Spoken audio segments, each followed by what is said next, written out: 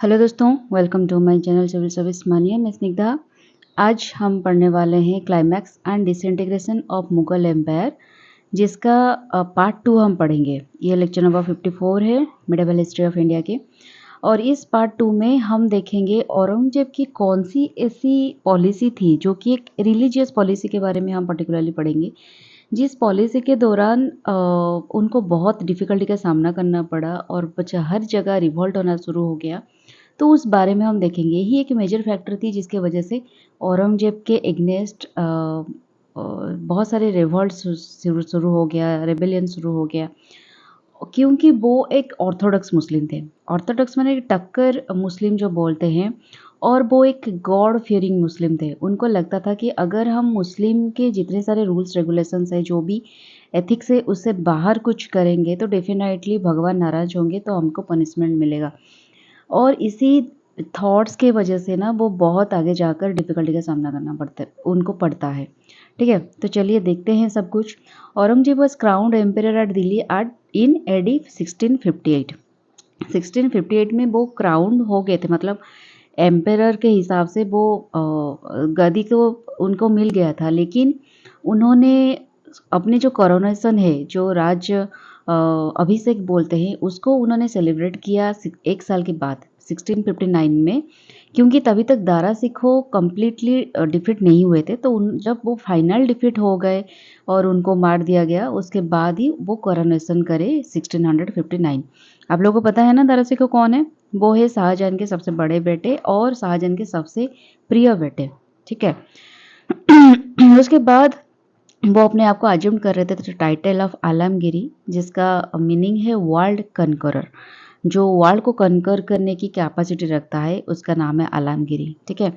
उन्होंने बहुत सारे सीरियस डिफिकल्टीज उन्होंने फेस की है in the latter part of his reign, क्योंकि बहुत सारे जाट्स एंड सतनामी सिख ये सारे जो कम्युनिटी थे, उन्होंने रिवोल्ट किया उनके एग्नेस्ट।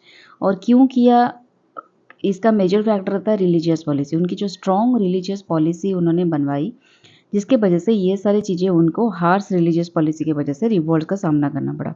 उन्होंने ऑलमोस्ट था 50 ईयर्स तक, ठीक है, 50 ईयर्स तक औरंगजेब ने रूल किया।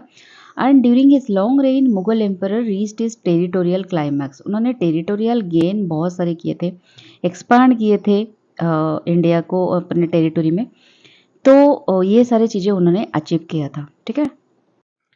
तो हम अगर टेरिटोरियल एक्सटेंट के बारे में बात करें तो देख सकते हैं आप, इट स्ट्रेस्ड फ्रॉम कश्मीर, यहाँ से श्रीनगर से लेकर जिंजी तक, साउथ में एक जगह है जिंजी, वहाँ तक उन्होंने टेरिटोरियल गेन किया था।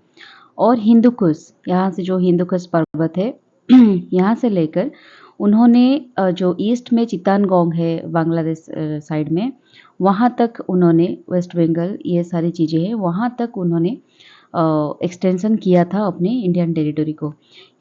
अगर हम बात करें डिसिप्लिन के बारे में, ये एक स्ट्रेट डिसिप्लिनरियन थे, who do not spare his own son. इस तरह की कि वो अपने खुद के जो बेटे हैं, अपने रिलेटिव्स हैं, उनको भी वो स्पेयर नहीं करते थे। इन 1686 में एक इंसिडेंट हुआ था कि उनके जो बेटे थे प्रिंस मुजम, जो मुअज्जम जो थे, वो एक गोलकुंडा के रूलर के साथ मिलके कुछ अगड़-बगड़ कर रहे थे, कुछ बदमाशी कर रहे थे। और charge of intriguing with the ruler of Golconda, उनको 12 साल तक प्रिजन में रखा हुआ था। तो इस तरह की वो एक रूलर थे, जो अपने बेटे को भी नहीं छोड़ते थे जब डिसिप्लिन की बात आती थी, या फिर जब कुछ सही गलत की बात आती थी। तो unlike his predecessors, Aurangzeb did not like ostentation. तो देख सकते हैं आप, अकबर हो गए, जहांगीर हो गए, शाहजहां हो गए, वो एक एम्परर की तरह जीते थे। उनके सारे इतने सारे सर्वेंट्स थे, वो एक रॉयल राजा, रॉयल जो पर्सन रहते हैं ना, उसी तरह से वो रहते थे। लेकिन औरंगजेब एक ऐसी सक्सेसर थे उनके, जो एक आम आदमी की तरह रहते थे। बहुत ही सिंपलिसिटी में वो बिलीव रखते थे, सिंपल लिविंग वो कर रहे थे। ठीक है? पर्सनल लाइफ उनका बहुत सिंपलिसिटी था। तो इसी वजह से, लेकिन वो एक ऑर्थोडॉक्स मुस्लिम भी थे। उनको रेपुटेशन मिला था एक ऑर्थोडॉक्स मुस्लिम होने की। मुस्लिम की हर एक लॉज को, एथिक्स को वो बहुत ही स्ट्रांगली मानते थे। गॉड फियरिंग मुस्लिम थे। जो गॉड फियरिंग पीपल होते हैं ना, कि अगर ये मैंने कर दिया तो भगवान नाराज़ हो जाएंगे, तो मुझे ये नहीं करना, उसी तरह से वो एक मेंटालिटी के पर्सन थे। लेकिन एक वक़्त पे उनकी ये सारे जो कैरेक्टरिस्टिक्स थी, ये सारे जो ख़ासियत थी, इसके वजह से उनको कहीं न कहीं ये रिगार्ड किया जा रहा था कि वो एक ज़िंदा पीर है, जिसका नाम है लिविंग सेंट। एक सेंट की तरह उनको माना जाता था, ठीक है? अब हम बात करेंगे historical perspective of Aurangzeb's policy. Aurangzeb की पॉलिसी पे डिफरेंट डिफरेंट हिस्टोरियन ने डिफरेंट डिफरेंट अपने पर्सपेक्टिव दिया है। जैसे कि बहुत सारे ऐसे हिस्टोरियंस थे उनके हिसाब से कि औरंगजेब एक ऑर्थोडॉक्स मुस्लिम थे। तो इसी हिसाब से उन्होंने क्या किया, देखिए जितने सारे उनके प्रिडेसर थे, मतलब औरंगजेब के जो पापा थे, उनके पापा थे तो जहांगीर हो गया, अकबर हो गए, शाहजहां हो गए। अकबर तो एक सेक्युलर इंसान थे, मतलब वो हर एक धर्म को बिलीव करते थे, वो लिबरल पॉलिसीज़ सब लाए थे, वो मतलब डेमोक्रेटिक के लिए काम कर रहे थे, लोगों की भलाई के लिए काम कर रहे थे, ऐसा नहीं रिलीजन को पकड़ के चल रहे थे, हर एक रिलीजन को समान अधिकार वो दे रहे थे। तो कहीं न कहीं उनके जो उनके बेटे आए जहांगीर और उसके बाद शाहजहां, उन्होंने कभी काफ़ी हद तक अकबर को फॉलो करने की कोशिश की। लेकिन ये जो औरंगजेब आ जाते हैं, वो एक ऑर्थोडॉक्स मुस्लिम होने के जब हो गए, जो उनकी जो बिलीव थी ऑर्थोडॉक्स मुस्लिम की, तो इसी वजह से उन्होंने बहुत सारे ऐसे जो पॉलिसी थे, लिबरल पॉलिसी थे, उनको उन्होंने बैन कर दिया, कई जगह उसको हटा दिया, तो जिसकी वजह से ना उनको बहुत सारे रेबेलियन का सामना करना पड़ा, ठीक है? और ये धीरे-धीरे कहीं न कहीं उनके डिसइंटीग्रेशन होने की मेन रीज़न बन गई। और एक ख़ासियत ये थी, उनकी डिसएडवांटेज थी कि वो बहुत सस्पिशियस थे, उनके जो नेचर था बहुत सस्पिशियस था। वो किसी के ऊपर बहुत आसानी से बिलीव नहीं करते थे, ठीक है? बहुत सारे ऐसे हिस्टोरियन थे, उन्होंने ये बात भी बताई कि हिंदूज़ को ऊपर जो भी हिंदूज़ थे और वो डिसलॉयल थे और कहीं न कहीं औरंगज़ेब की जितने सारे प्रेडेसर की वजह से हिंदूज़ एक लग्जटिव लाइफ़ जी रहे थे। उनको एक रॉयल लाइफ़ वो जी रहे थे, लग्ज़रियस लाइफ़। औरंगज़ेब ने उन सभी को हार्श मेथड के द्वारा उनको उनके ऊपर डिफरेंट टैक्स लगाए, डिफरेंट तरीके से उनको हटाने की गदी से कोशिश की और मुस्लिम उनको कन्वर्ट करने की भी कोशिश की, जिसके वजह से कहीं न कहीं ये बहुत ज़्यादा रिवोल्ट होना शुरू हो गया, ठीक है? तो दोस्तों, अगर हम अब औरंगज़ेब की रिलीजियस आउटलुक के बारे में बात करें तो वो फिलोसॉफ़िकल डिबेट में और मिस्टिसिज़्म में इतना इंटरेस्टेड नहीं थे, जैसे कि अकबर करते थे। डिफरेंट रिलीजियस कम्युनिटी के जितने सारे बड़े-बड़े विज़डम वाला, मतलब जिन लोगों के पास बहुत सारे विज़डम है, ज्ञानी लोगों को अपने कोर्ट में बुलाते थे और डिबेट करते थे और उनसे बहुत सारी चीज़ें जानने की कोशिश करते थे। लेकिन ये सारी चीज़ों में औरंगज़ेब की कोई इंटरेस्ट नहीं था। लेकिन वो एक काम करते थे ऑर्थोडॉक्स मुस्लिम होने के नाते कि वो सूफ़ी सेंट्स जो होते हैं कभी-कभी ऑकेज़नली विज़िट करते थे, उनसे ब्लेसिंग लेते थे और मतलब did not debar his sons from dabbling in Sufism, मतलब उनके जो बेटे थे उनको भी सूफीज़्म से उनको उन वो कभी वंचित नहीं किए, ठीक है? उनको भी मना नहीं किए कि आप सूफी नहीं जा सकते, सूफी सेंट के पास ब्लेसिंग नहीं ले सकते, ये सारी चीज़ों को वो उन्होंने कभी बैन नहीं किया। और उसके बाद ऐसा हो रहा था कि वो उन्होंने एक लीगल फ्रेमवर्क बनाई। कहाँ गया मेरी pen? He was taking a stand on the Hanafi school of Muslim law which had been traditionally followed in India. वहाँ तभी एक Hanafi school of Muslim law चल रहा था। मुस्लिम के जैसे हमारे हिंदू में डिफरेंट तरह की लॉज रेगुलेशंस है, उसी तरह मुस्लिम पे भी, मुस्लिम कम्युनिटी के उनके भी है रिलीजन में। तो वो उसको हनाफी स्कूल बोला जाता था और उनके लिए वो स्टैंड लिया करते थे। He did not hesitate in issuing secular decree, मतलब उन्होंने जो एडमिनिस्ट्रेशन बनवाया था उसको उन्होंने रिलीजियस फ्रंटियर में बनाने की काफ़ी कोशिश की। मतलब सब कुछ वो चाहते थे इस्लामिक लॉ के अनुसार हो, जो भी इस्लामिक लॉ के अनुसार ना हो तो वो थोड़ा डिफरेंट उनको लगता था। लेकिन वो एडमिनिस्ट्रेशन में सेकुलरिज़्म को मेंटेन करते थे, एक सेकुलर डिक्री वो बनाते थे जिसको जवा जवाबित बोला जाता था, ठीक है? और ये जो सेकुलर डिक्री है, a compendium of his decrees and government rules and regulations had been collected in a work called जवाबित आई आलमगीरी। तो ये क्या करते थे, जितने सारे उनके रूल्स रेगुलेशंस है एंड जो भी गवर्नमेंट रूल्स है वो सबको कलेक्ट करके इसमें एक डिक्री उन्होंने बनवाया था और डिफरेंट वर्क कर रहे थे जिसको जवाबित आई आलमगीरी बोला जाता था। तो यहाँ पे क्या होता था, वो जो जवाबित थे, वो उन्होंने सारिया को सप्लीमेंट करते थे। मतलब सारिया है उनका जो मुस्लिम रूल्स रेगुलेशंस जो भी फॉलो करते थे वो सब शारिया के हिसाब से होता था। लेकिन ये जो जवाबित थे वो सेकुलर डिग्री को मेंटेन करते थे। मतलब देखिए मुगल कोर्ट में सिर्फ तो ऐसा नहीं कि मुस्लिम साम्राज्य रहते थे, मुस्लिम नोबल्स थे। वहाँ पे हिंदूज नोबल्स भी थे, राजपूत भी थे, डिफरेंट और रिलीजन के भी थे, जैसे कि सिख हो गए, तो जाट हो गए। तो ये जो सारे कम्युनिटी से बिलोंग करते थे जो मुगल नोबल्स, अगर या फिर मुगल आर्मी हो गए। और औरंगजेब को ये भी पता था कि इंडिया जो है वो एक हिंदू कम्युनिटी राष्ट्र है, ठीक है? और इसमें बहुत सारे डिफरेंट कम्युनिटी के भी लोग रहते हैं। एकदम से हिंदू कम्युनिटी को कन्वर्ट कर देना इस्लामिक को, या फिर एक इस्लामिक रिलीजन को वहाँ पे डोमिनेट कर देना, काफ़ी हद तक मुश्किल ही नहीं नामुमकिन था, पहले तो बात है। क्योंकि बहुत सारे लोग हमारे ब्राह्मण्स जो थे, हिंदू वैष्णविज्म, शैविज्म, जाट्स एंड जो भी थे, सिख भी जो भी थे, वो अपने-अपने रिलीजन को लेकर बहुत स्ट्रॉन्ग होते हैं। और ऐसा कभी भी नहीं, आपने देखा होगा डे 1 से बहुत सारे ऐसे लोग आए जिन्होंने कोशिश की, डिफरेंट कम्युनिटी के लोग, जैसे कि क्रिश्चियन लोग जब आए थे, उन्होंने ट्राई किया था कन्वर्ट करने को हिंदू को क्रिश्चियनिटी में, मुस्लिम को क्रिश्चियनिटी में। मुस्लिम भी लोग बहुत सारे आए जो कि चाहे कि उनके रिलीजन में बहुत सारे लोग कन्वर्ट हो जाए। हिंदू भी कभी-कभी चाहते हैं बहुत बहुत सारे लोग अपने कम्युनिटी में आ जाए।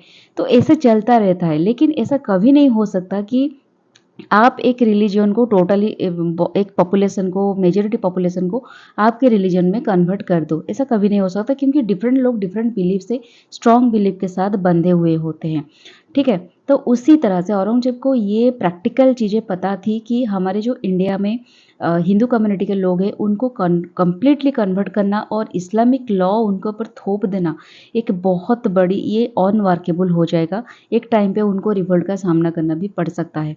तो ये क्या करते थे, जो सेकुलर डिग्री उन्होंने बनवाया था जवाबित, ये सारिया को तो सप्लीमेंट करती थी लेकिन थियोरेटिकली, लेकिन प्रैक्टिकल जब होते थे कभी-कभी उनको सारिया को भी मॉडिफाई करना पड़ता था। क्योंकि हमारे जो हिंदू लोग कभी भी नहीं मानेंगे कि मुस्लिम के लॉ के हिसाब से हम काम करें, ठीक है? कभी-कभी उनको सिचुएशन को देखकर सारिया के लॉ के एगेंस्ट में भी काम करना पड़ता था। तो ये सारी चीज़ें यहाँ पे बोला गया है।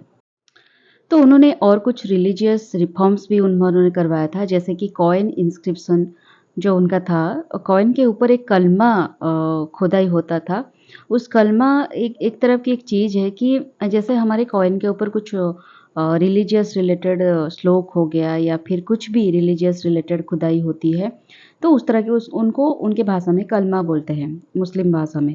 तो ये जो इंस्क्राइब होता था उसको उन्होंने बैन करवा दिया, क्योंकि उनको ये लगता था कि ये जो रिलीजियस थिंग है ना, जो भी मंत्र है, जो भी नाम है, कुछ भी, ये रिलीजियस पर्पस के लिए होता है। लेकिन हम कॉइन को क्या एक हैंड से और एक हैंड हम जब ट्रांसफ़र करते हैं, तो हो सकता है ये गंदा हो जाता है कभी-कभी, कभी-कभी पैर के नीचे आ जाता है या फिर कॉइन कभी नीचे गिर जाता है। तो इस तरह की जो चीज़ें होती है ना, इसमें भगवान की बेइज़्ज़ती होती है। तो इसी वजह से वो क्या करते हैं, इनको कलमा को बैन करवा दिया।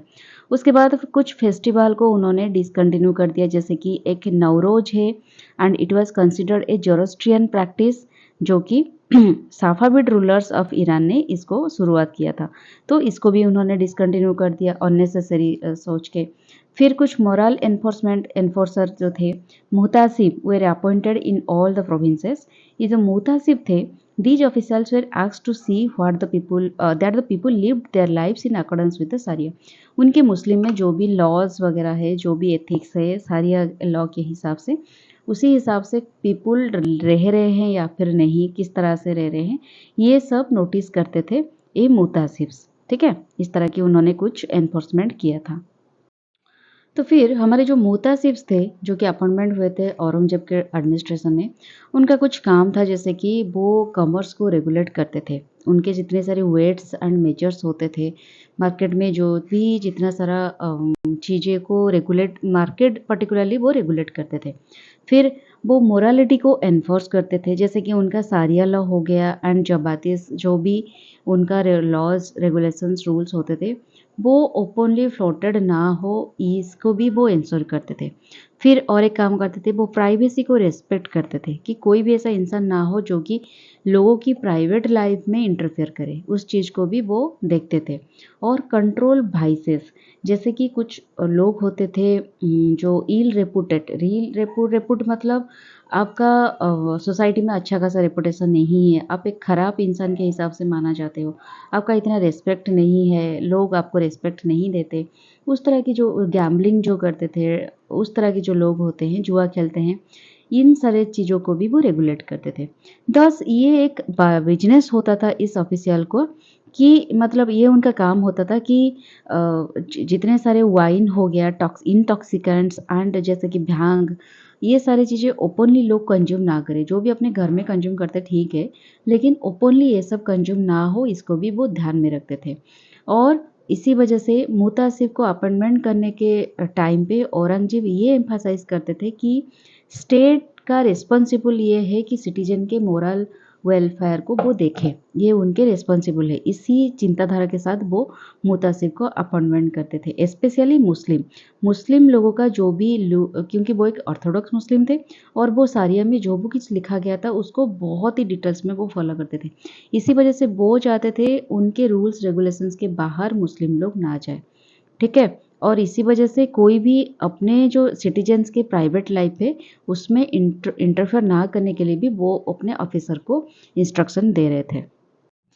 और भी बहुत सारी चीज़ें हैं जो कि औरंगजेब बंद करवा दिया था, बैन करवा दिया था।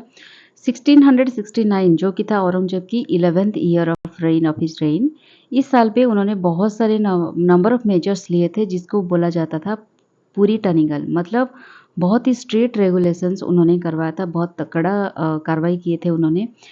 और उन्होंने बहुत सारी चीज़ें बंद करवा दिया था अपने कोर्ट में, जैसे कि देखिए कोर्ट म्यूजिक। तभी अकबर के टाइम से ही मुग़ल साम्राज्य में ऐसा होता था, क्योंकि डिफरेंट डिफरेंट मुग़ल जो राजा थे उनका डिफरेंट डिफरेंट तरह की चीज़ों में इंटरेस्ट रहा रहा करता था। तो इसी वजह से वो म्यूजिक लगाते थे, इंस्ट्रूमेंट्स बजाते थे, डांस वगैरह होता था। ये सारी चीज़ों को ना उन्होंने ऑफिशियली बंद करवा दिया। लेकिन इंस्ट्रूमेंटल जो म्यूजिक था, जिसमें गाना नहीं बजता, सिर्फ इंस्ट्रूमेंट बजता है, और नौबत जिसको एक रॉयल बैंड भी बोला जाता है, ये दोनों को उन्होंने उस तरह की कंटिन्यू होने दिया। क्योंकि इसका रीजन ये था, क्योंकि औरंगजेब को बीड़ा से बहुत लगाव थी, वो बीना बजा रहे थे, इसी वजह से वो इंस्ट्रूमेंटल म्यूजिक को रखा, बाकी सारी चीज़ों को बंद करवा दिया।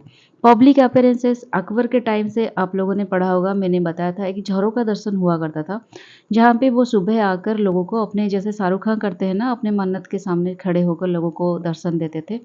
तो उसी तरह से अकबर भी सुबह-सुबह उठ के उनका एक काम हुआ करता था, वो लोगों को आकर झरोखा में दर्शन देते थे।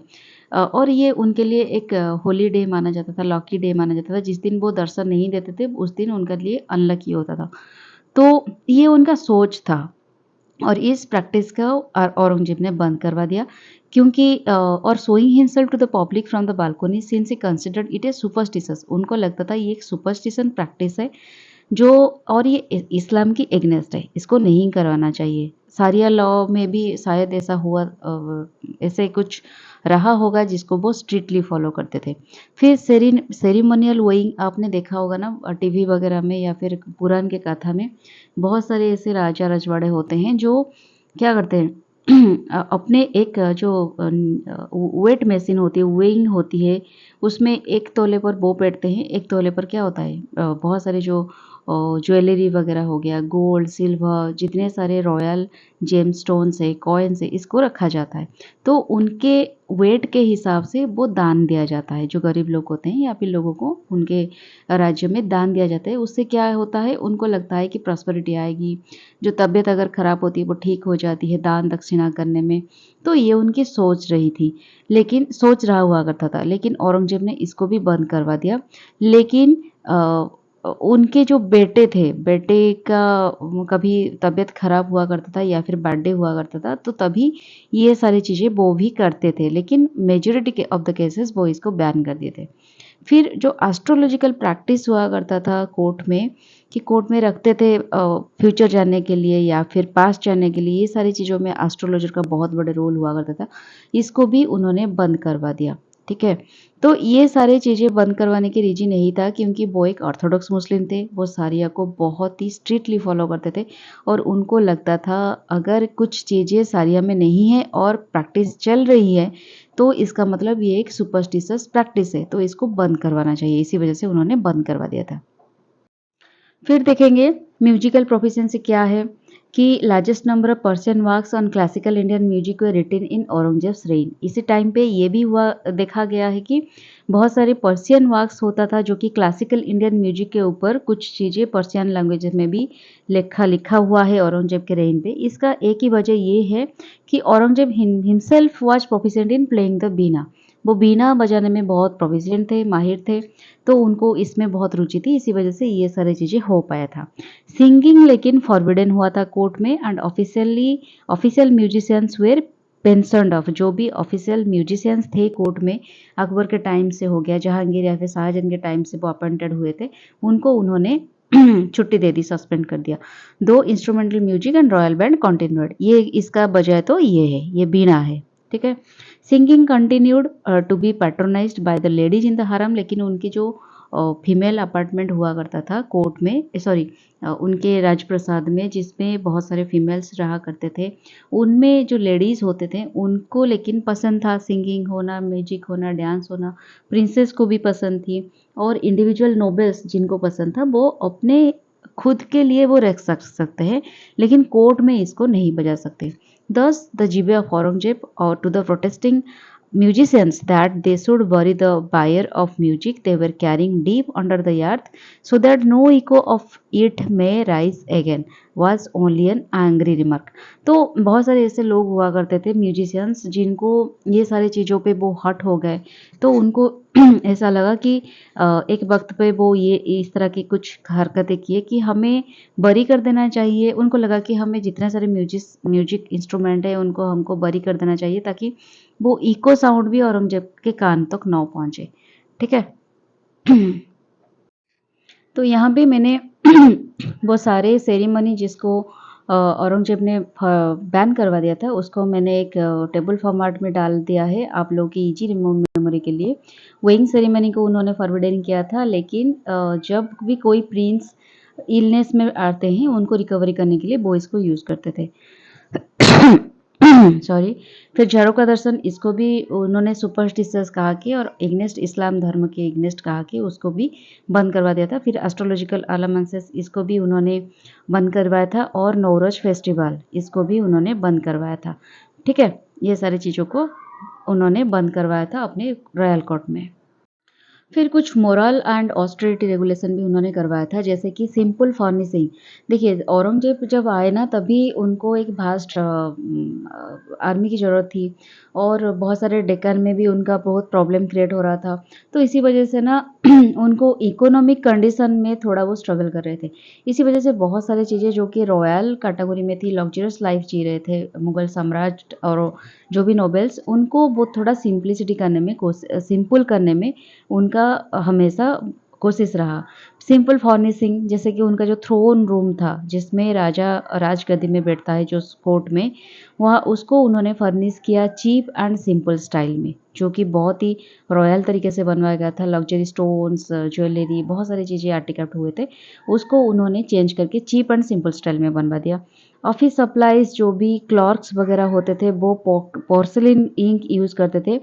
पोर्सिलिन इंक को उनको यूज़ करने के लिए कहा गया था, जबकि वो सिल्वर वन को यूज़ करते थे। फिर सिल्क क्लॉथ्स को भी धीरे धीरे इसको भी चेंज करके बहुत सिंपल स्टाइल उन्होंने इंट्रोड्यूस किया। डेकोरेटिव चेंजेस के लिए उन्होंने उनका जो रेलिंग्स वगैरह थे दीवान आयाम में, वह गोल्ड रेलिंग्स में हुआ करते थे, लेकिन वो उन्होंने उसको चेंज करके रिप्लेस कर दिया lapis lazuli set in gold. Gold के ऊपर लापिस लाजुली होगी ताकि हम उनके थोड़ा खर्च कम हो जाएंगे। फिर बजट कट करने के लिए उन्होंने उनके जो ऑफिशियल डिपार्टमेंट में एक हिस्ट्री राइटिंग्स हुआ करते थे, जो कि हिस्ट्री वगैरह लिखते थे, उसको भी उन्होंने डिसकंटिन्यू कर दिया, ठीक है। फिर यहाँ पे क्या हुआ, उनके इकोनॉमिक डेवलपमेंट के लिए औरंगजेब ने डिफरेंट पॉलिसीज यहाँ पे लाना शुरू कर दिया। पहले उन्होंने क्या किया, जो भी मुस्लिम ट्रेडर्स वगैरह हुआ करते थे उनके टाइम पे, वो कम्प्लीटली डिपेंडेंट थे स्टेट सपोर्ट के ऊपर। तो मुस्लिम ट्रेडर्स जो भी थे उनके इकोनॉमिकली उनको स्ट्रॉन्ग बनाने के लिए और ये सारी चीज़ों को उनको सपोर्ट करने के लिए औरंगज़ेब ने क्या किए, जो भी मुस्लिम ट्रेडर्स के ऊपर जो इंपोर्ट करने के लिए गुड इंपोर्ट करने के लिए अपने राष्ट्र में लाने के लिए जो भी टैक्स वगैरह लगता था उसको उन्होंने एग्जेम्प्ट कर दिया, मतलब उनको हटा दिया। तो इससे क्या हुआ एक वक्त पे उन्होंने ये नोटिस किया जो मुस्लिम ट्रेडर्स थे वो इस पावर को ना इस एग्जेम्पशन को थोड़ा अब्यूज़ कर रहे हैं। कैसे कि वो जो भी हिंदू मर्चेंट्स थे उनके गुड्स भी उनके जो भी इंपोर्ट कर रहे थे वो अपने शिप में ले आए और इंपोर्ट करना शुरू कर दिया, जिसके वजह से उनको ये लगा कि वो इस पॉलिसी को लेकर मुस्लिम ट्रेडर्स चीट कर रहे हैं स्टेट को। तो इसी वजह से उन्होंने ये टैक्स को फिर से रीइम्पोज कर दिया मुस्लिम ट्रेडर के ऊपर, but kept it at half of what was charge from others. बाकी सब मुस्लिम ट्रेडर्स से अलावा जो भी हिंदू थे, सिख थे, जो भी अलग रिलीजन के थे, उनको जितना लगता था उससे आधा लगता था मुस्लिम ट्रेडर के ऊपर। तो और एक उन्होंने पॉलिसी बनवाया जिसका नाम है जितने सारे पेस्कर्स है और कारोरीस जिनको पर्टिकुलरली बोला जाता था रेवेन्यू ऑफिशियल्स, इस इनके लिए मुस्लिम को ओनली उन्होंने मुस्लिम लोगों के लिए इस पोस्ट को उन्होंने रिजर्व करवा दिया। लेकिन एक वक्त पे क्या हुआ, उनको रेबेलियन बहुत सारे स्ट्रॉन्ग रेबेलियन अपोजिशन की फेस करना पड़ा, क्योंकि बहुत सारे नोबल्स थे जो कि डिफरेंट रिलीजियस से बिलोंग करते थे और ऐसे कि बहुत सारे मुस्लिम्स थे जो कि उस रिजर्वेशन तो हो गई लेकिन डिजर्विंग भी होना चाहिए ना। अगर किसी के पास क्वालिटी नहीं है वो उस बड़े पोस्ट पे जाकर बैठे तो क्या होगा, डेफिनेटली स्टेट का हानि ही होगा। तो इसी वजह से क्वालिफाइड लैक मुस्लिम भी थे और नोबेल्स क्वालिफाइड मुस्लिम की लैक भी थी और अपोजिशन भी वो फेस कर रहे थे डिफरेंट अलग नोबेल्स से। तो इसी वजह से उनको थोड़ा डिफिकल्टी का सामना करना पड़ा। फिर चलते हैं हम टेम्पल पॉलिसी के पास औरंगजेब के। ईयरली रेन में जब जब पहले पहले वो राजगद्दी में बैठना शुरू किया उन्होंने काफ़ी सारा पॉलिसी बनवाया टेम्पल को लेकर। इनिशियली उन्होंने ये कहा कि अकॉर्डिंग टू सरिया कि जो भी ऑलरेडी लॉन्ग स्टैंडिंग टेम्पल्स है या फिर चर्चेस है वो सारे चीज़ों को आप मतलब डिमोलिश नहीं किया जाएगा, but new temples are not allowed to be build. ठीक है, तो न्यू टेम्पल आप बनवा नहीं सकते, लेकिन जो लॉन्ग स्टैंडिंग बहुत सालों से वो टेम्पल चली आ रही है तो उसको हम डिमोलिश नहीं करेंगे, उनको तोड़ेंगे नहीं, लेकिन नई टेम्पल आप बनवा नहीं सकते। और उन्होंने ये भी कहा कि old places of worship could be repaired since buildings can not last forever. जो भी पुराने टेम्पल्स वगैरह है, पुराने बिल्डिंग्स वगैरह है, उनको आप रिपेयर करोगे क्योंकि बिल्डिंग्स काफ़ी लंबे समय तक नहीं रहेंगे। बहुत सारी चीज़ों के वजह से वो खराब हो जाते हैं, टूट जाते हैं, तो आप उसको रिपेयर कर सकते हैं। तो कभी-कभी ये भी देखा गया है कि अगर कोई एरिया को मुस्लिम सुल्तानेट या फिर मुगल साम्राज्य जाकर वहाँ पे एनेक्स कर लेती है, अख्तियार कर लेती है, तो वो क्या करते हैं उस एरिया में जो भी टेम्पल्स वगैरह होते हैं या फिर चर्चेस वगैरह होते हैं जो भी, उसको तोड़ के ना वो अपने खुद का मुस्लिम की जो होते हैं उनकी वो बनवा देते हैं या फिर तोड़ देते हैं। तो ये सारी चीज़ें वो करते हैं, लेकिन वो इनडायरेक्टली ये कहा कि ओल्ड जो भी प्लेसेस है उस बिल्डिंग है उसको रिपेयर कर सकते हैं। इसका मतलब ये नहीं कहा कि वहाँ पे आप अलग कुछ बनवा नहीं सकते या फिर वही सेम की सेम गॉड की वो टेम्पल रहेगी। तो इससे क्या होता है, औरंगजेब की जो ये पॉलिसी है, ऑर्थोडॉक्स रिलीजियस पॉलिसी है, वो कहीं न कहीं सामने आ रहे थे, जो कि अकबर के टाइम पे, जहांगीर के टाइम पे या फिर शाहजहां के टाइम पे जो भी सेक्युलरिज़्म वो फॉलो कर रहे थे, औरंगजेब बिल्कुल वो नहीं थे। जिसके वजह से धीरे-धीरे क्या हुआ, ये जो रिलीजियस पॉलिसी है ना, वो धीरे-धीरे एडमिनिस्ट्रेशन में घुसना शुरू हो गया और जिसके वजह से धीरे-धीरे ऑपोजिशन होना और रिवोल्ट होना भी शुरू हो गया। उसके बाद धीरे-धीरे क्या होता है, जो भी उन्होंने इनडायरेक्टली वो पॉलिसी बनवाए थे कि आप ऐसा नहीं कर सकते, लॉन्ग स्टैंडिंग टेम्पल्स को हम तोड़ेंगे नहीं या फिर पुराने बिल्डिंग को हम बनवाएँगे। इस तरह की जो इनडायरेक्टली वो चीज़ें कर रहे थे। एक वक़्त के बाद वो डायरेक्टली इंस्ट्रक्शन देना शुरू कर दिया कि टेम्पल को डिस्ट्रक्शन किया जाएगा। वो जब गवर्नर थे गुजरात में, जब प्रिंस नहीं बने थे, सॉरी क्राउन नहीं हुए थे, तभी उन्होंने ऑर्डर कर दिया था बहुत सारे टेम्पल्स को गुजरात में डिस्ट्रॉय करने के लिए। और बहुत सारे केसेस में ऐसे हुआ था कि टेम्पल्स के जो जितने सारे इमेजेस होते हैं उसको उन्होंने डिसफिगर कर दिया था, मतलब ख़राब कर दिया था और टेम्पल को क्लोज़ कर दिया था, जिसको उन्होंने तोड़ नहीं पाए थे। 60-65 में जब वो राजगद्दी में बैठ गए, उसके बाद क्या हुआ, वो जब देखते हैं पीछे जाकर कि जितने सारे टेम्पल्स को वो तोड़वाए थे या फिर डिसफिगर किए थे, उस जगह पे लोग फिर से उस आइडल को रिस्टोर करके वर्शिप कर रहे हैं, रिज्यूम कर रहे हैं अपने पूजा। तो इससे वो नाराज़ हो जाते हैं, फिर से 60-65 में वो ऑर्डर देते हैं कि जितने सारे टेम्पल्स हैं उसको बहुत ही घटिया तरीक़ा से डिस्ट्रॉय किया जाए। सबसे बड़ी एग्जाम्पल है सोमनाथ टेम्पल ऑफ गुजरात, जिसको उन्होंने बहुत बार यहाँ पे उन्होंने तुड़वाया था, ठीक है। फिर बनारस में अगर हम बात करें तो 72 टेम्पल्स का उन्होंने डिस्ट्रॉय किया था। उसी लेवल पे उन्होंने डिस्ट्रक्शन किया था इलाहाबाद में, गुजरात में एंड कश्मीर में, ठीक है। उन्होंने जितने सारे अपने गवर्नर्स होते हैं प्रोविंसेस में, उन सबको ऑर्डर दिया था कि जो भी जगह पे टेम्पल में पूजा वगैरह होती है उसको डिस्ट्रॉय किया जाए। आज ये रिजल्ट क्या हुआ, एक टाइम पे जो भी फेमस टेम्पल थी हिंदुइज्म की, जो कि एग्जाम्पल है temple of Vishwanath at Banaras, ये एक बहुत बड़ी फेमस टेम्पल थी। और मथुरा में थी टेम्पल ऑफ केशव राय कृष्णा जी की, बाय वीर सिंह देव बुंदेला, ये उन्होंने बनवाया था जहांगीर के वक्त पे। ये सबको उन्होंने डिस्ट्रॉय करने की शुरुआत कर दी और वहाँ पे एक बड़ी बड़ी मस्क्यू इरेक्ट करना शुरू कर दिया, ठीक है। तो दोस्तों उसके बाद क्या होती है, जो इतने बड़े लेवल पर डिस्ट्रक्शन होना शुरू हो गया जब टेम्पल्स की, तो कहीं ना कहीं इसमें डेफिनेटली हमारे जो इंडिया में ऐसा तो नहीं है सिर्फ मुस्लिम रहते हैं, हिंदूज रहते हैं, जाट्स रहते हैं, मराठास रहते हैं, बहुत सारे कम्युनिटी के लोग रहते हैं। तो वो धीरे-धीरे अपोज़ करना शुरू कर दिया। उन्होंने बड़े लेवल पर रेबेलियन करना शुरू कर दिया।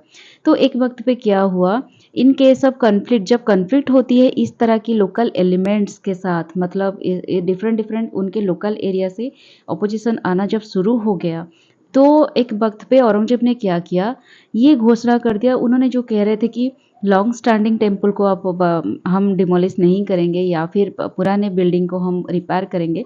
तो तभी उन्होंने ये स्टेटमेंट दे दिया कि अगर इस तरह की चीज़ें हो रही है, लोकल एलिमेंट्स अपोजिशन आ रही है मेरे पॉलिसी के खिलाफ, तो हिंदू टेम्पल को, जो लॉन्ग स्टैंडिंग हिंदू टेम्पल है, इसको भी डिमोलिश किया जाएगा as a measure of punishment and as a measure of warning. तो ये सारी चीज़ें भी होती रही एक बड़ी लेवल पे। एक रिलीजियस कंसर्न भी यहाँ पे दिखा कि एक वक्त पे औरंगजेब ये नोटिस किए कि ये जो सेंटर्स है, हमारे जो हिंदू टेम्पल्स है या फिर हिंदू जो भी मठ है, सेंटर्स है, वहाँ पे कुछ सबवर्सिव आइडियाज़ को स्प्रेड किया जा रहा है, जो कि उनको लगा ऑर्थोडॉक्स एलिमेंट है मुस्लिम की, जो टक्कर पंथी मुस्लिम जो बोलते हैं, सिर्फ अपने रिलीजन के बारे में सोचते हैं, उनको लगता है मुस्लिम रिलीजन से को छोड़ के और कोई रिलीजन होता ही नहीं है। तो ये जो चीज़ें हैं, ये जो आइडियोलॉजी है, उसके खिलाफ वो वहाँ पे भड़का रहे हैं या फिर स्प्रेड कर रहे हैं, और जिससे वो गुस्से में आकर काफ़ी स्ट्रिक्ट एक्शन लेने की कोशिश की। इन 1669 में उन्होंने क्या किया, कुछ टेम्पल्स जो कि थाट है, मुल्तान है, स्पेशली बनारस में, वहाँ पे क्या करते थे, हिंदूज एंड मुस्लिम भी, बहुत सारे मुस्लिम ऐसे लोग होते थे जो दूर से आकर वहाँ पे ये सारी चीज़ें सीखने आते थे, जो कि मुस्लिम शरिया लॉज के खिलाफ थे। तो ये सारी चीज़ों को ना, देखिए हमारे जो सनातन धर्म है वो किसी एक धर्म को प्रायोरिटाइज नहीं करता, वो कहता है पीसफुलनेस, यूनिटी में विश्वास रखता है, कि अपने कर्म पे विश्वास रखता है, आप एक अच्छा ह्यूमन बन सके उसमें बिलीव रखते हैं। लेकिन ये जो पर्टिकुलरली रिलीजियस की अगर हम बात करें, एक रिलीजियस में डिफरेंट बिलीव्स वगैरह होते हैं। तो अगर आप एक रिलीजियस की बिलीफ को बहुत ही स्ट्रांगली बिलीव करते हो, इसका मतलब तो ये नहीं ना कि दूसरा जो रिलीजियस है वो सिर्फ सही है, हम गलत है। इसका तो अर्थ मतलब हम सही है वो गलत है, ये तो सही है ना, नहीं है ना। तो ये सारी चीज़ें वहाँ पे स्प्रेड हो रही थी, ठीक है। और जिसको औरंगजेब को लगा मेरे रिलीजियस के खिलाफ वो सब जा रहा है, जिसकी वजह से मुझे यहाँ पे स्ट्रिक्ट एक्शन लेना चाहिए, और वो इसी वजह से टेम्पल को डिस्ट्रक्शन करना शुरू कर दिया। फिर अगर हम ये देखें कि मुस्तादिद खान एक ऑथर थे, जो मासिर आई आलमगीरी के ऑथर थे, वो ये कहते हैं, उन्होंने औरंगजेब के बारे में एक बायोग्राफी लिखी थी, उनकी हिस्ट्री लिखी थी 18th सेंचुरी में, और वो औरंगजेब के साथ क्लोजली एसोसिएटेड भी थे। उन्होंने ये बात लिखा था जब डिस्ट्रक्शन हुआ केशव राय मथुरा के जो टेम्पल है, वो ये देखकर ये उन्होंने बताया कि औरंगजेब की जो स्ट्रेंथ है, एम्परर की उनकी जो फेथ है, ऑर्थोडॉक्स फेथ है एंड जो स्ट्रेंथ है, ठीक है, और उनके जो ग्रैंड्योर है, डिवोशन टू गॉड, गॉड के लिए जो डिवोशन है, उनके खुद के मुस्लिम धर्म के लिए, अपने मुस्लिम गॉड के लिए जो भी उनके डिवोशन है, उसको देख कर ना हमारे जो प्राउड राजास थे वो सब मतलब क्या कहते हैं उसको, वो सब एकदम हाइड कर गए थे, कंसील कर गए थे और एकदम वो कुछ कर ही नहीं पा रहे थे, उनके खिलाफ वॉइक हो रहे थे कि वो जो भी डिसीजन ले रहे थे एक वॉल की तरह ये खड़े होकर सुन रहे थे और उस ऑर्डर को मान रहे थे। तो इसी तरह की चीज़ें हो रही थी और मुस्तैद खान वो ये कह रहे थे उनके हिसाब से कि औरंगजेब ये सब कर रहे थे, उनके एक ही मोटिव था कि इस्लाम को एस्टेब्लिश करना है और जो भी हमारे हिंदू के पब्लिक प्रैक्टिसेस हो रहे हैं रिलीजन में, और उसको उन्होंने रिलीजन ऑफ मिसबिलीवर्स बोलते हैं और इसको बंद करना है, जो कि हिंदूज पर्टिकुलरली वो हिंदूज के एग्नेस्ट में ही थे और हिंदू प्रैक्टिस को कम्प्लीटली बैन करके वहाँ पे मुस्लिम साम्राज्य स्थापित करना चाहते, जिसकी वजह से वो ये सब हरकतें कर रहे थे। तो ये टेम्पल पॉलिसी जो है वो इतना हद तक बढ़ गया, जो डिस्ट्रक्शन होना लार्ज स्केल पे, तो 1679 से लेकर 80 तक ये जो साल है, इस साल पे काफ़ी बड़े लेवल पे राजपूतों ने वार शुरू कर दिया औरंगजेब के खिलाफ। जो राठौर थे ऑफ मारवार, मारवार में राठौर तभी रूल कर रहे थे एंड राणा ऑफ उदयपुर, ये जो राजपूत थे उन्होंने बड़े लेवल पे वार करना शुरू कर दिया औरंगजेब के अगेंस्ट। तो many temples of old standing were destroyed at Jodhpur, क्योंकि तभी औरंगजेब ने अपने इतने बड़े स्ट्रॉन्ग आर्मी खड़ा किए थे, तो उन्होंने उस राजपूत को जो वार थी उनको दमन किया और बहुत सारे लॉन्ग स्टैंडिंग ओल्ड स्टैंडिंग जो टेम्पल्स थे, काफ़ी सालों से पुराने स्टैंडिंग टेम्पल, उनको उन्होंने जोधपुर में डिस्ट्रॉय कर दिया, वह उसके प्रांगण को भी डिस्ट्रॉय किया एंड उदयपुर में भी काफ़ी सारे टेम्पल्स का उन्होंने डिस्ट्रक्शन कर दिया। तो the atmosphere generated by Aurangzeb's policy towards Hindu temples was bound to create dispute among large section of Hindus। इसके द्वारा क्या हुआ, धीरे धीरे हिंदूज के मन में ना औरंगजेब के खिलाफ बहुत सारे नफरत भर गई, ठीक है।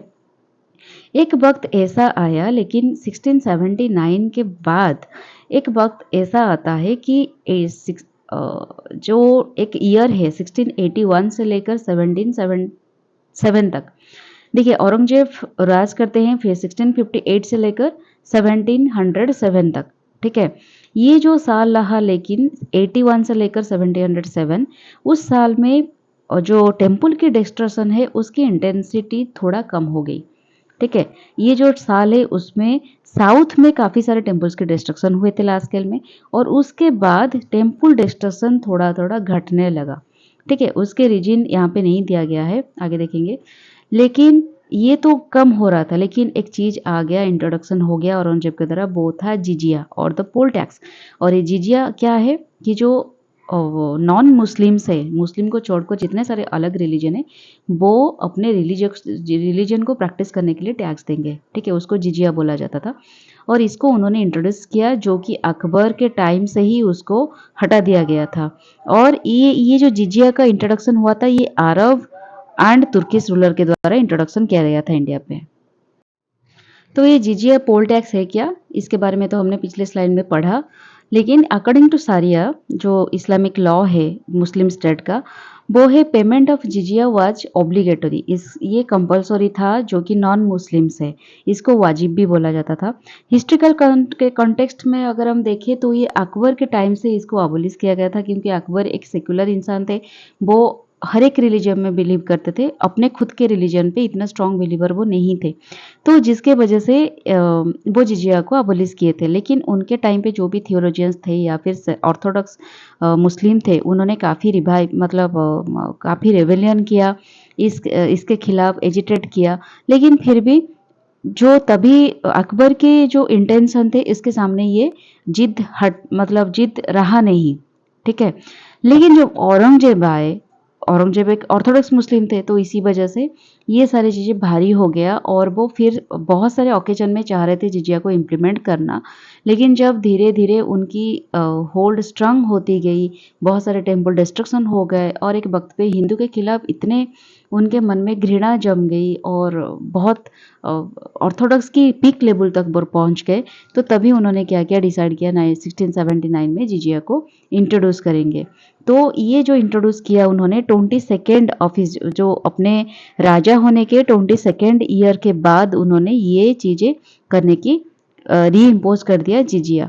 और इसका इम्पोजिशन होने के बाद हिंदू मुस्लिम रिलेशनशिप में एक बहुत बड़ी फार रीचिंग इम्प्लीकेशन हो गई। मतलब एक उनके बीच में जो भी यूनिटी थी या फिर एक फ्रेंडशिप की रिलेशन थी ना, वो रिलेशन थोड़ा बिगड़ना शुरू हो गया।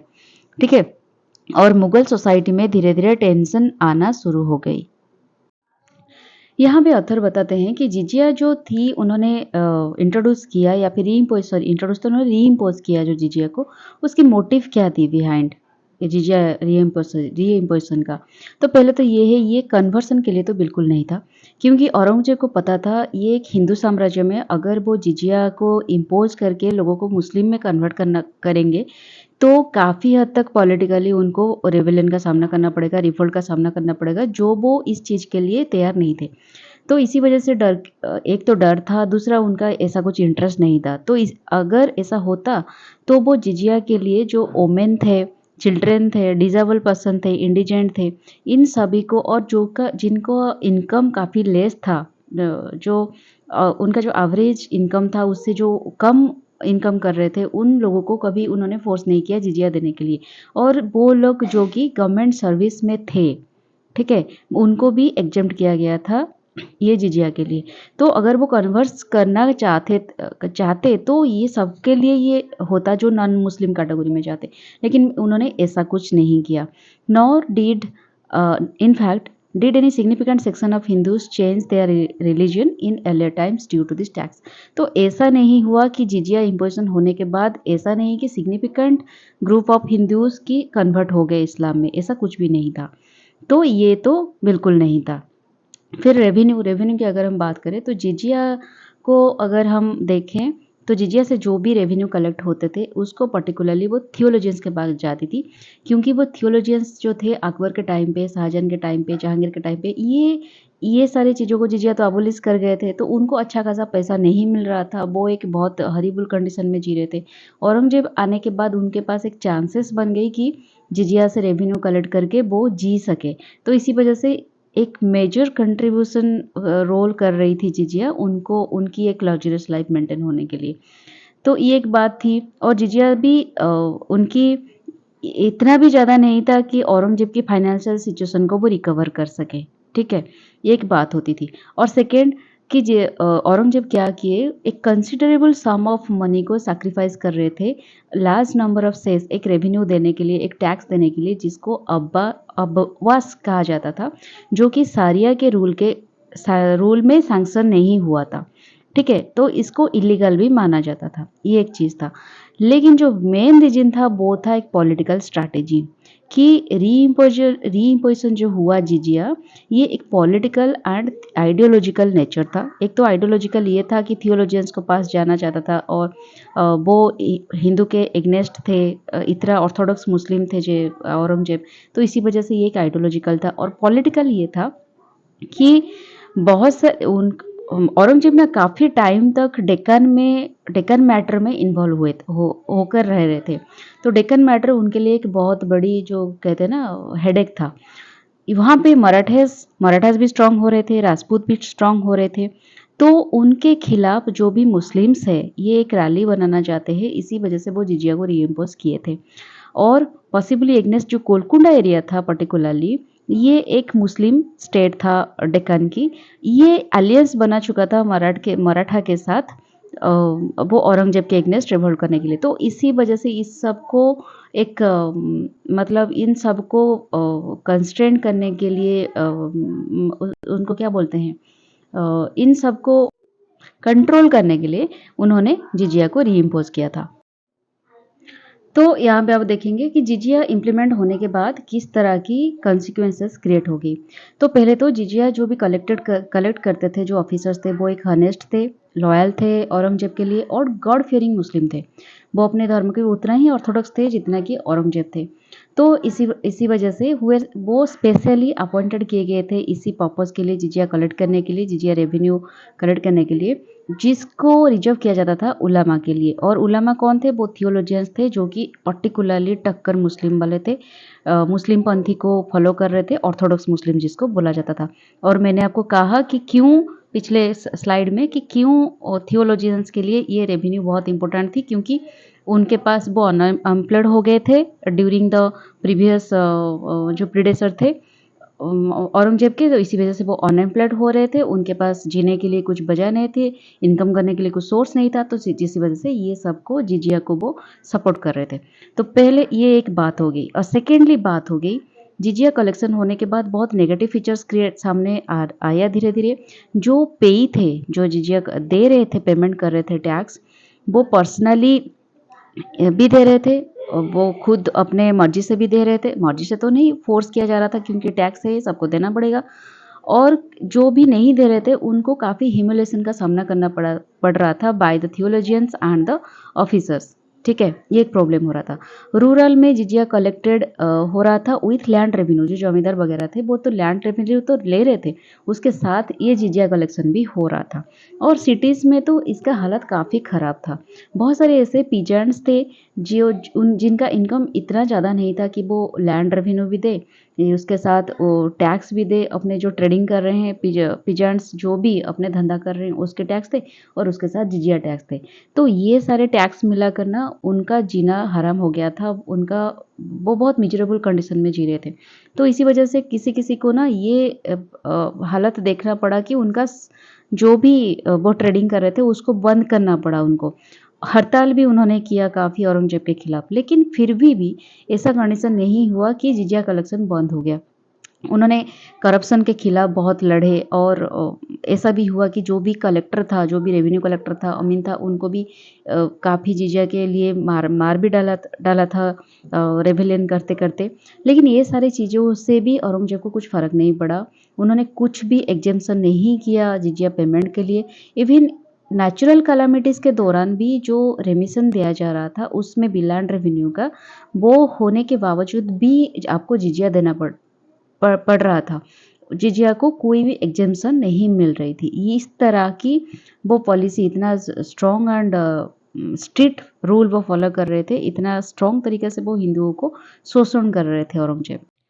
तो दोस्तों ये सब चलते चलते एक वक्त आता है जहाँ पे औरंगजेब मतलब फोर्सफुली उनको जिजिया को सस्पेंड करना पड़ता है।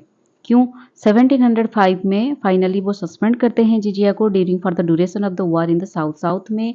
डेक्कन में इतने लंबे समय तक वो युद्ध में शामिल होते हैं और चलता है वो युद्ध, जिसका कुछ एंड नहीं दिखता है उनको। तो इसी वजह से 1705 में वो जिजिया को सस्पेंड करते हैं for certain duration of time for the negotiation with the Marathas, क्योंकि मराठा के साथ बहुत ज़बरदस्त तरीके से उनका युद्ध होता है, कॉन्फ्लिक्ट चलता है, उसको हम पढ़ेंगे नेक्स्ट वीडियो में। तो उसी दौरान वो इसको सस्पेंड करने को कोशिश करते हैं, लेकिन ऑल ओवर द कंट्री भी ये जिजिया फेल इनटू डिसयूजेस।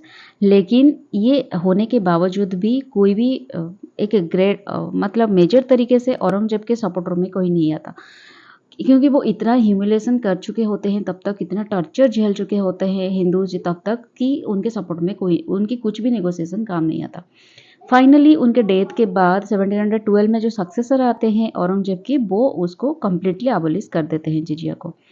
और एक चीज़ ये है कि कुछ मॉडर्न राइटर्स ये ओपिनियन देते हैं कि औरंगजेब चाहते थे कि जो इंडिया है, जिसको दारुल हर्ब कहा जाता था, लैंड ऑफ इन्फिडेल्स मतलब क्या? एक ऐसी कंट्री, ऐसी लैंड जिसमें कोई स्ट्रिक्ट फॉलोअर्स नहीं है, रिलीजियस बिलीवर्स नहीं है, मतलब एक सिंगल रिलीजियन को वो कोई बिलीव नहीं करता, डिफरेंट डिफरेंट बिलीफ में जीते हैं लोग। इस तरह के एक लैंड को वो कन्वर्ट करना चाहते थे दारुल इस्लाम में, जिसमें हर एक इंसान इस्लाम धर्म को कन्वर्ट होगा, इस्लाम धर्म को बिलीव करेगा, उसी हिसाब से चलेगा। Only land inhabited bye Muslims, वहाँ पे ओनली मुस्लिम्स ही रहेंगे। इस तरह की एक लैंड को वो कन्वर्ट करना चाहते थे, डिजाइन करना चाहते थे।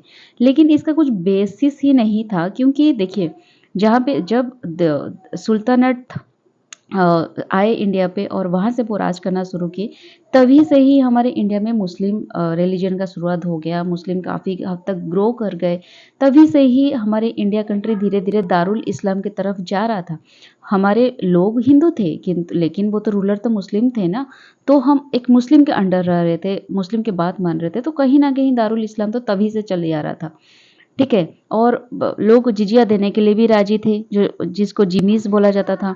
शरिया लॉ के हिसाब से जो रूलर के अंडर आते हैं, रूलर की बात मानते हैं, रूलर के हिसाब से जीते हैं, उनको प्रोटेक्ट करना एक रूलर की ज़िम्मेदारी होती थी। तो औरंगज़ेब कहीं न कहीं शरिया लॉ के एगेंस्ट में जा रहे थे, एक बात है। और सेकंड बात ये है कि इस रिसेंट स्टडी के हिसाब से नंबर ऑफ हिंदूज़ तो धीरे-धीरे औरंगज़ेब की जो एंडिंग पीरियड आया लास्ट डिकेड में, तो ऐसा हुआ कि धीरे-धीरे उनके नोबिलिटी में हिंदूज़ की जो नंबर थी वो बढ़ने लगी। एक टाइम पे ऐसा हुआ कि 1/3 ऑफ द नोबिलिटी बन गए मराठाज़, ठीक है? इंक्लूडिंग मराठाज़, मराठाज़ में बहुत सारे थे, लेकिन मराठाज़ की नंबर काफ़ी हद तक ऊपर थी, आगे थी। एगनेस्ट 1/4 मतलब वन जहाँ शाहजहां के टाइम पे 1/4 हिंदूज़ थे, वहाँ औरंगज़ेब के टाइम पे 1/3 हिंदूज़ हो गए, ठीक है? तो फाइनली हम बात करेंगे एंड ऑफ द रेन। ऐसा नहीं कि औरंगज़ेब के एंड की स्टोरी यहाँ पे बता रही हूँ, एक ओवरऑल व्यू आपको बता रही हूँ कि धीरे-धीरे क्यों एंड हुआ उनकी रेन, क्योंकि वो उनकी जो रिलीजियस बिलीफ थी, उसको माना नहीं जा सकता कि basis of the political policies उनकी जो पॉलिटिकल पॉलिसीज़ थी, उसको औरंगज़ेब की जो रिलीजियस बिलीफ को एक बेस नहीं माना जा सकता, जिसके वजह से वो पॉलिटिकल पॉलिसीज़ उसी हिसाब से बना रहे थे। लेकिन प्रॉब्लम यही हो रहा था कि वो एक ऑर्थोडॉक्स मुस्लिम होने के नाते, वो अपने लॉज़ में स्ट्रिक्ट होकर अपहोल्ड होकर अपने डिज़ायर को अपहोल्ड करके स्ट्रिक्ट होकर सब कुछ करना चाहते थे और एक रूलर होने के नाते वो अपने स्ट्रेंथ को बढ़ाना चाहते थे और अपने एम्पायर को एक्सपांड करना चाहते थे। एट द सेम टाइम उनको ये पता था कि हिंदुओं को सपोर्ट के बिना वो अपने ये सारी चीज़ों को नहीं कर सकते, क्योंकि majority of the Indian peoples are Hindus और हिंदू को कंप्लीटली वो एंड नहीं कर सकते, कन्वर्ट नहीं कर सकते। लेकिन उनकी जो रिलीजियस आइडियाज़ थी और बिलीफ थी एक तरफ और दूसरी तरफ पब्लिक अफेयर्स थी, पब्लिक पॉलिसीज़ थी, ये दोनों चीज़ें कहीं न कहीं एक दूसरे में क्लैश हो गई, मतलब टकरा गई। क्योंकि वो अपने हद तक ठीक था, एक किसी का बिलीफ, किसी का मेंटल सिस्टम, इंटेंशंस एक तरफ, लेकिन किसी का पॉलिटिकल वो एक रूलर होने के नाते उनकी रिस्पॉन्सिबिलिटी, रूल्स, रेगुलेशंस एक तरफ। लेकिन क्या होता है ना, लोग समझते हैं मैं अपनी पर्सनल मैटर को, क्या प्रॉब्लम होता है, पर्सनल मैटर को अपने जो ऑफ़िशियल मैटर के साथ मिक्स अप नहीं करूँगा, कि नहीं करूँगी। लोग यही सोचते हैं और बहुत स्मार्ट बनने की कोशिश करते हैं। लेकिन एक्चुअली में क्या होता है, आप पर्सन इन पर्सन जैसे हो, जिस तरह की बिलीफ में आप जीते हो, आपकी पर्सनल और प्रोफ़ेशनल लाइफ़ में भी उसी तरह की चीज़ें उभर कर आएगी। आप शोबाजी कब तक करोगे? कब तक दिखाओगे नहीं मैं अंदर से एक हूँ, बाहर से और एक हूँ, ऐसा नहीं होता ना। एक वक़्त पर पता ही चल जाता है कि आप अंदर में जो आपके बिहेवियर, एक्टिविटीज़ में पता चल जाता है कि आप अंदर में किस तरह की इंसान हो, किस बिलीफ में जी रहे हो, किस इंटेंशन के साथ जी रहे हो। वही चीज़ हुआ औरंगज़ेब के साथ। वो सोचते थे कि मैं हो सकता है एक बाइगट हूँ, एक ऑर्थोडॉक्स मुस्लिम हूँ और मैं अपने प्रोफ़ेशनल लाइफ़ में ये सारी चीज़ों को इम्प्लीमेंट नहीं करूँगा। मैं अपने प्रेडेसर जिस तरह से जी रहे थे, जिस तरह से पॉलिसीज़ बना रहे थे, उसी हिसाब से करूँगा। लेकिन एक वक़्त के बाद वो ऑर्थोडॉक्स मुस्लिम इतना भारी हो गया, वो बिहेवियर कैरेक्टर इतना भारी हो गया जिसकी वज़ह से क्लास हो गया, अपने प्रोफ़ेशनल लाइफ़, पर्सनल लाइफ़ में टक्कर हो गई। तो जहाँ पे वो चीज़ों को सँभाल नहीं पाए, कंट्रोल नहीं कर पाए, जिसके वजह से सारे हिंदू कम्युनिटी में, हिंदू तो नहीं सारे इंडिया में उनके खिलाफ रिवोल्ट होना शुरू हो गया, डिफरेंट कम्युनिटी में रिवोल्ट होना शुरू हो गया, जिसके बाद धीरे-धीरे कंट्राडिक्टरी पॉलिसीज़ के वजह से वो अपने एम्पायर को हार्म करते हैं और धीरे-धीरे अपने रेन जो इरा है और उनका जो साम्राज्य था धीरे-धीरे ख़त्म होने को तक आ गया। तो आगे डिटेल्स में पढ़ेंगे कि क्या हुआ। तो तब तक के लिए मुझे विदा दीजिए। नेक्स्ट वीडियो के लिए stay tuned with my channel. जिन्होंने सब्सक्राइब नहीं किया तो काइंडली सब्सक्राइब कर दीजिए। Tata bye bye and take care.